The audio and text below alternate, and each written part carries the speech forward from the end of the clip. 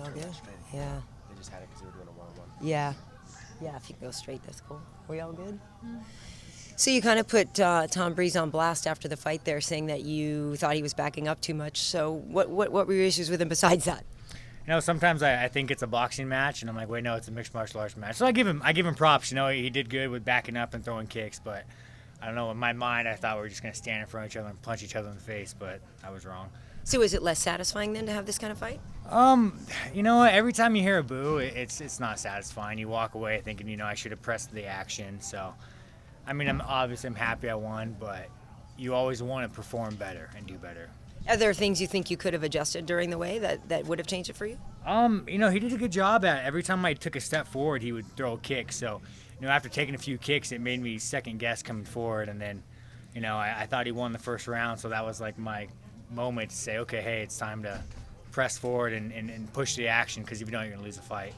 And so that was I should have did it from the beginning. Did he hurt you with anything at all? You were kind of wobbling in a little. No, you guys don't know this, but I walk with crutches normally. No, you know, after every fight, you know, those chin bones, they make life a little sore. So just usual wear and tear. I'll be fine in a couple of days. Get back in there.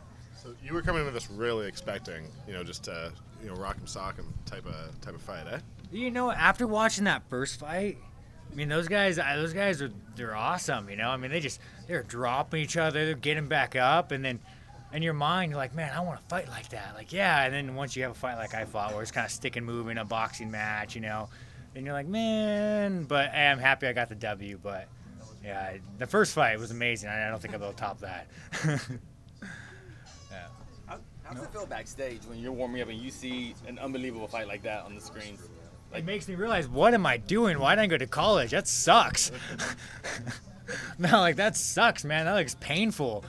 But no, after you watch a fight like that, and then once you accept the fact that you're going to probably have a lot of brain damage, and, you know, probably slow your words after the fight, yeah, they set the bar high, unfairly high. Do you think anybody will beat them for fight of the night, though? I mean, we got a lot of great matchups. You know what, Bisping, I train Bisping a lot, and he is like a cyborg. He is ridiculously tough. I mean, he's kind of a mean guy, but once you get past that, I mean, tough as nails. You hit him with a baseball bat, he just keeps coming. So I think Bisping definitely has the potential. Yeah, what do you think his chances are tonight, if you do know him well enough to know that? I know him too, that he's not a guy that gets too far out of condition, even when he's not fighting. So how do you think his odds are tonight? You know what? I mean, Rockhold, he's a stud. Like, he's a great fighter.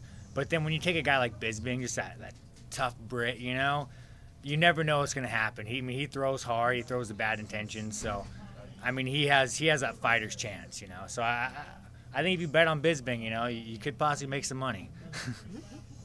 Did somebody already ask this? Casey, did you ask him about the weight? Yeah. Yeah. How was the new weight cutting procedures for you yesterday, and how did it have any effect on you today? Oh my God, it's great. I put on about 20 pounds after the weigh-in. I mean, we gotta make it, you know, nationwide, worldwide. It's amazing. It's a lot healthier for the fighters. You know, we feel better. We're not hurting, you know, for 24 hours, only a very short time. So it's amazing. Let's implement it everywhere if we can. So, normally, how long are you on weight for compared to previous fights to, like, because normally you have to be on weight for almost like 2 hours sometimes, right? Well, actually, you know, to lose, a lot of guys were losing 15 pounds of water. So we start the night before. We usually do a pre-cut, get 6 pounds off, and then we wake up in the morning, and then we do our cut from the morning till about 6 in the weigh-in. So we're dehydrated from, you know, 9 p.m. the night before. So now it's, you know, you do your pre-cut, you go to bed, and right when you make your weight, you weigh in. So, I mean, just saving those 6 hours, those 7 hours, it's beautiful on the body. Was there any effect today, or is it more about before the fight? You know, I mean, I've been doing this so long. I mean, if this was the first weight cut, it would have made a way bigger difference. But, I mean, I've had 19 fights or so. So I've been doing it long enough where it doesn't affect me, but it's definitely going to be a positive change for the sport. Congrats. Oh, no. Oh, Good job. God. When you sit down, everything tightens up. Oh, no. All right, I'm good to go. Cool.